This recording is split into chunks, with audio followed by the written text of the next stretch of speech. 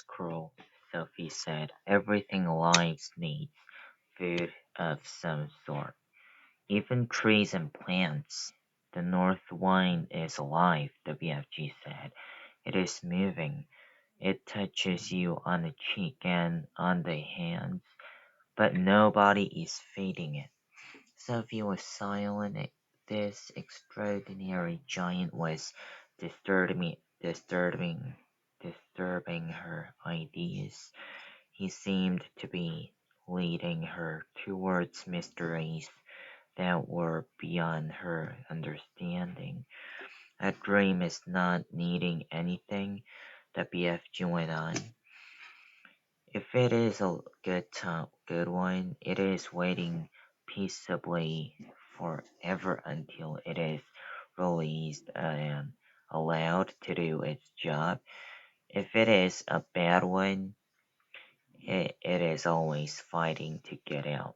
The BFG stood up and walked over to one of the many shelves and placed the lastest jar among the thousands of others.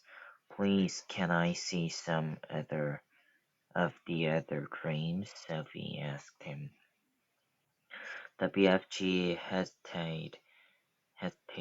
Nobody's ever seen them before, he said, but perhaps after all I is letting you have a little peep. He picked her up off the table and stood her on the palm of one of his huge hands. He carried her towards the shelves. Over here is some of the good dreams, he said. The Piz Wizards. Would you hold me closer so I can read the labels? Sophie said.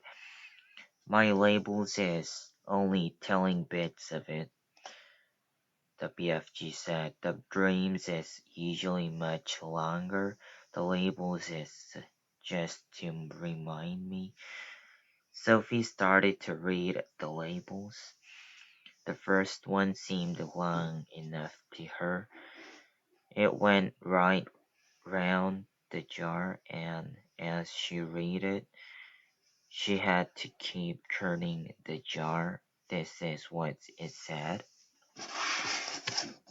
Today is sitting in class and I discover that if I is staring very hard at my teacher in a special way, I is able to put her to sleep. So I keep staring at her, and in the end her head drops onto her desk and she goes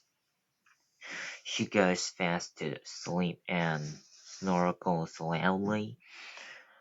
Then then in marches the head teacher and he shouts, "Wake up, Miss Plumride.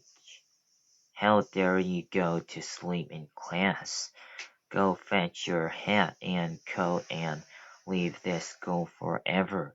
You is shake, but in a jiffy, I is putting the head teacher to sleep as well, and he just crumbles slowly to the floor like a lump of jelly, and there he lies, all in a heap, and starts snorkeling even louder than Miss Plumride. And then I is hearing my mummy's voice saying, "Wake up, your breakfast is ready." What a funny dream, Sophie said. It's a ring beller, the BFG said. It's Whoopsie.